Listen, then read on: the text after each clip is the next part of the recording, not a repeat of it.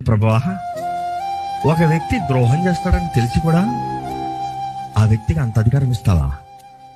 ప్రభువా, ఆ వ్యక్తి మోసం చేస్తాడని తెలిసి కూడా ఆ వ్యక్తిని అంత ప్రేమిస్తావా? దేవుడు నాకు తెలియజేసింది, ఇదిగో ఈరోజు నా సంఘంలో, నా బిడ్డల్లో, నాతో నిబంధన చేయబడిన వారిలో, ఏర్పరచబడిన వారిలో యూదాయస్కరిత లాంటి వారు చాలా మంది ఉన్నారు.